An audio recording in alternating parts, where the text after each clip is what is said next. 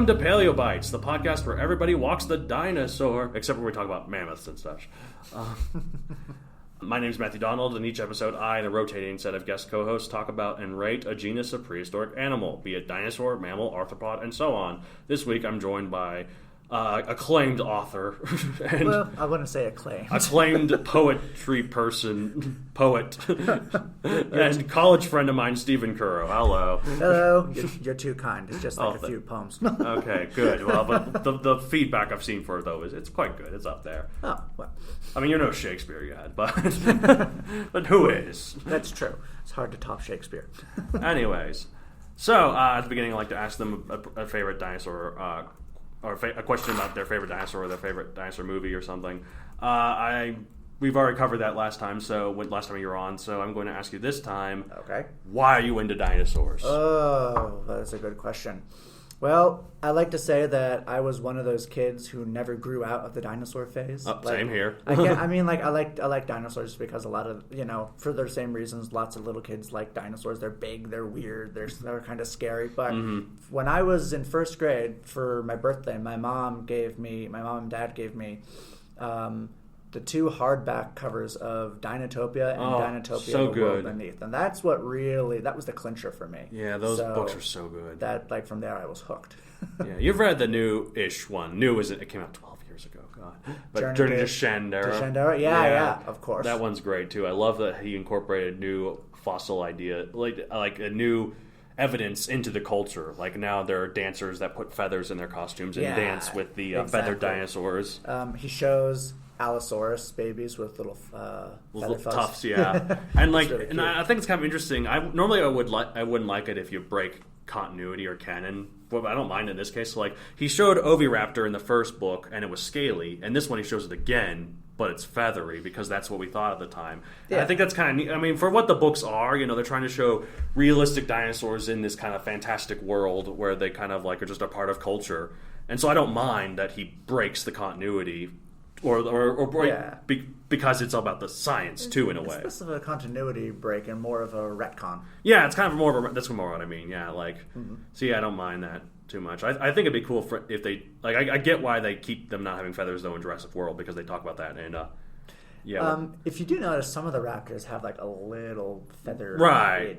Well, and I think it'd be neat because I think I read in the next Jurassic World coming up, they're going to explore as well as InGen other companies that have made dinosaurs because they brought because they opened the Pandora's box. It's kind of hard to bring it. And I think it'd be interesting if there was an actual accurate Velociraptor in it and it meets Blue and Blue's like, what is this thing? It's the size of a chicken. You're a mutant. No, you're the mutant. No. I think that'd be funny. That'd be really okay, cool. So the last time you were on, we were talking about the non-dinosaur dinosaur, Dimetrodon, except it's not a dinosaur. And this week we're talking about one of the most dinosaur of dinosaurs, and that it's one of the most famous ones. Whenever you say someone, quick, think of a dinosaur, they usually think of a couple of choices, probably a long neck, probably a T-Rex, or this one we're talking about, which is the always classic Stegosaurus. Yes, and I actually used to work at Dinosaur Ridge, where they discovered the first scientifically recognized Stegosaurus. Right, I actually bring this up in my notes here, because I beat you to it, sorry. Yeah, it's okay, no worries. No, it's fine. I regularly volunteer at Dinosaur Ridge, so I talk about giving tours there. So Stegosaurus, the roof lizard type, guess what? It's a stegosaurid. A lot of times, though... No one guessed that. No. Well, a lot of times with those families, they name them after either the first recognized version of that, or the most famous, or the biggest, or the most typical. That's kind of how they do it. I think it's all of those. Yeah, it varies. As far as I can tell, as far as I'm aware, it is the first stegosaurid to be discovered. Right, so... And it's definitely the largest that they've found so far. Right. Although, I wonder, for someone... I think Nothronychus was discovered before Therizinosaurus, but he's called a Therizinosaur. Don't quote me on that, though. I don't know. I'm a little less versed on those guys. Those guys are... a bit weird. Just a bit. Just a bit. Okay, so Stegosaurus was 30 feet / 9 meters long and 5 to 7 tons. We're talking the size of a school bus, folks. Yeah, it's pretty big. And it could do a lot of damage, which we'll get to. Oh, yeah. It is an herbivore, thankfully. Although I don't think it would be a very good predator. I guess it could kill things with its spike, but it couldn't run up and catch anything. No, it's not good at... It's a tank. Yeah. Kind of, yeah. Not quite as much of a tank as Ankylosaurus, but still a tank. Yeah. Although neither of them have cannons, so they're technically not a tank. Oh, yeah. Drat. They could just be armored transports. There you go. That's Except probably they have to transport above them because they don't have inside. Anyway, the metaphor's falling apart. Okay, so... Oh, my word. All right, the time they lived in the late Jurassic, 155 to 150 million years ago. They were found in a lot of western U.S., but mostly Colorado and Portugal, oddly enough. Huh, Portugal. I didn't know that. Yeah, no, I didn't know that either until I looked this up. I'm like, whoa, that's weird. That's one lost Stegosaurus. Pop culture appearances, oh, so many. King Kong, the original 1933 one, where I think it tries to eat the people. Yeah, that was back in the 30s where they didn't really know much about dinosaurs. Right. The Land Before Time. Of course. The Jurassic Park series from the Lost World onward. Walking with Dinosaurs and Megazoic, which I won't. I will leave spoilers out of this, so I won't give this any context. But I'm just going to say, yeah, there's a Stegosaurus in there. Yes, there certainly is, isn't there? So yeah, Stegosaurus is in the elite 3 or 4 strong club of dinosaur species any average schmuck can name, and this makes it a legend in dino pop culture. Everyone knows it, everyone loves it, it's the best. It was discovered, and this is a name we'll mention quite often in the show, by Neil Charles Marsh during the Bone Wars, and a site at Dinosaur Ridge in Morrison, Colorado, where I used to work and I occasionally volunteer at. What? Oh, just that it was actually Arthur Lakes who did all the work and dug up the Stegosaurus, but since Neil Marsh was a jerk, he gets all the credit. Really? Well, he wasn't like on his team at all. Like no, he was. I mean, like he did go on digs across the American West. Like he didn't work for. I assumed that Neil Charles Marsh paid people like, fine, go here, dig here, and then like. Yes, but he got to showcase and name the Stegosaurus. Oh, okay. So even though he did one, okay, yeah. No, basically no one outside of Dinosaur Ridge knows about Arthur Lakes. Yeah, I was gonna say I never heard of him. Oh, what's his name? I'm gonna write down the notes here. Yeah. Arthur Blake, you said? Arthur Lakes. Actually, Arthur Lakes. I mean, no one sees this other than me, but I just want to remember this name. He dug it up, but then he sent the specimen back to Neil Marsh, who studied it and then named it. And nice. Now it's in the basement of the AOP Body Museum. Nice. But so I've given tours at this site, as have you, where it was discovered. Yes.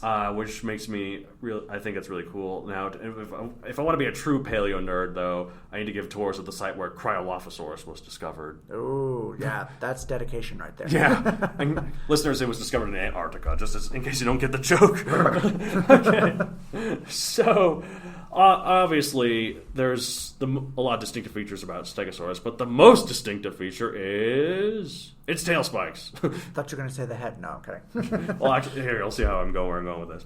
Technically, the tail spikes are called thagomizers. Ah, yes, the thagomizers. 4 spikes at the end of the tail, over 3 feet long apiece, capable of impaling deep wounds into the ankles of any poor predator caught in its path. To ensure they hit their targets, a lot of artists kind of show it as like the spikes kind of pointing upwards, but no, they point outwards. Mm-hmm. Upwards wouldn't work, as believe it or not, a Stegosaurus is not a scorpion. So it couldn't just go, woof! Kind of hard to do a side-to-side motion if your weapon is at an angle. Yeah. No, that was pretty scary. I think they found impalement wounds, like puncture wounds. In an Allosaurus. In an Allosaurus femur or something, yeah. Ouch. So, not good. The most distinctive feature of Stegosaurus is its tiny brain, right? I was joking about that, but yes. Yeah, exactly. Many children's dinosaur books proudly state the brain to be a sizable walnut, but it's a bit bigger than that. It's a little bigger. But it's still quite small for an animal of its size. But keep in mind, we found that the brains of birds are more efficient than those of mammals. I don't know if you knew this, but it takes 1 bird neuron to do the work of 3 or 4 mammal neurons. Oh, wow. So, which means that a bird can have a similar intelligence to a mammal with a relatively much smaller brain. So bird brain is actually quite a compliment because of this. Yeah, why do we need to stop using that as an insult. Yeah, it's like, oh wow, you won the Nobel Prize. You're such a bird brain. I'm like, I know, right? What are you looking at, you mammal brain? No. That's really what we should say. But so it would make sense. Like, okay, it might not be the case, but it would make sense if dinosaur brains were similar. which meant that Stegosaurus wasn't a complete dumbass. I would hope. Only half of one. Because it still has a small brain, yeah. One thing I want to point out, there you might have heard that Stegosaurus has 2 brains. Oh, that's the next thing I was going to bring up. Well, there you go. No, for real this time, the most distinctive feature of Stegosaurus is its 2 brains. Wait, sorry, that's a long disputed theory based on a canal that they found near the Stegosaurus's hips, which is nothing out of the ordinary, so this theory's dumb. I've heard that some people think that it was just a bundle of nerves that... I thought that. Not like an actual second brain. Right. But it did help with connection a little bit. Well, yeah, if you got to swing that tail around, get... I don't know. Yeah, I think... I remember... I love the movie Pacific Rim, but I was disappointed when they brought up this theory at one point when he says, like, the kaiju are so big, they need 2 brains to walk around like a dinosaur. I'm like, that's not what that... No! Come on! And you're supposed to be a brilliant scientist. No. They did also mention that movie that the kaiju tried a trial run, and it was the dinosaurs. So yeah, apparently dinosaurs are kaiju. Well, the director was ambiguous whether or not the dinosaurs were kaiju or if the kaiju were the ones that wiped out the dinosaurs. Oh, I thought he implied that they were. Yeah, I don't know, because that'd be weird, because that means birds are kaiju then too. That's a very bizarre kaiju. Oh, I didn't even think of that. You're right. If they are dinosaurs. I don't know. My bird thinks she's a kaiju sometimes. She gets so fierce. Anyways. What's also dumb, as well as the 2-brain thing, is me prolonging this distinctive feature of minimal humor. Let's finally talk about those damn back plates. Okay. The correct way to position them is 2 rows of alternating plates. Mm-hmm. Rather than like the paired double row along the back like you sometimes see. Originally, Marsh's interpretation is that they were laid flat along the back like armor, which is where it got the name roof lizard. I'm not kidding. If you look up the original drawing, it looks like Godzilla. Nice. Well, I think Godzilla's supposed to be like the head and overall body of a T-Rex, the arms of an iguanodon, and the spikes of a Stegosaurus is kind of what it was going for. They definitely included that a little bit when they made Godzilla. But like the original drawing, it's like uncanny. You have a 2-legged Stegosaurus with these weird plates kind of on the back, and then right. No, I'm getting all tongue-tied. That's okay. Just look it up. Yeah, no, I remember reading that they might have considered the idea that it was bipedal because it had such shorter front legs compared to its back legs, but then they realized how front heavy it was. And they actually found evidence that the babies are bipedal. That could work. At the Morrison Natural History Museum, which is down the road from Dinosaur Ridge, they have footprints on display, real footprints. And it's just the back ones? There are baby footprints where it's just the back ones. So nice. The babies were, walking around like an awkward puppy. Well, I think they think that even the adults, if they wanted to, could rear up to like reach a really high branch. That makes sense. So yeah. They originally Marsh interpreted it laid flat, but then in 1891 they thought they had a single row of plates for a bit, but this was dropped fairly early on due to the lack of understanding of how the plates were embedded in the skin. Then they thought they were paired in a double row along the back, which has seen in its appearance in the 1933 King Kong. Right. That's where they started to get the right idea. But then in the 1960s, they realized the correct alignment was 2 rows of alternating plates based on discovering some more complete skeletons where the plates show this arrangement. So, at one point, it was suggested that they use them to regulate... Wait, no, hold on. I'm going a bit ahead of myself. As for what the plates do, that's been a serious debate among paleontologists for years. Oh, yeah, they're still going on about it. At one point, it was suggested that they use them to regulate body temperature, like the sail and Dimetrodon, as we just talked about last time you were on. Mm-hmm. But this idea is not without its critics, since other species in the family have more low surface area spikes on their back rather than plates, which implies that the cooling wasn't terribly important. Some, like Walking with Dinosaurs, theorize that they could pump blood into them to give them a threatening flash of color. But others say this is unlikely due to the plates being covered in horn rather than skin. Horn? Yeah, kind of like an antler is kind of made on a horn, like of a deer. Oh, is that what it's coated in? Huh. Possibly. I mean, it's like a sort of a keratin sort of thing. Keratin, yeah. Could be. A lot of people, like when I gave tours at Dinosaur Ridge, I would ask the kids, what do you think the plates were for? And the number one thing that usually came up was it was armor. Right. So, that's the thing. Yeah, I forgot to mention this at one point. I actually had this up here. Using them defensively was a popular theory, but it doesn't seem right because they leave the sides unprotected, and they're also kind of fragile. They're really fragile. So they're thin. Yeah, like if you want protection, those spikes on the back, they do a good enough job. Exactly. At one point, I remember hearing that they could move these plates.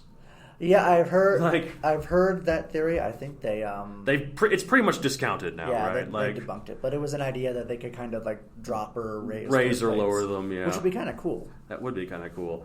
Currently, the most agreed upon idea is that they use them for display, like kind of like swaying them with their sides during courtship and also intimidation, which makes sense. And also, support for this theory comes from studying close relatives of Stegosaurus, Hesperosaurus, which I'd never heard of before. I started don't know that one either. Studying this and confused it with Hesperornis, the big duck, flightless duck from basically from the Cretaceous period, which we might cover in another later episode.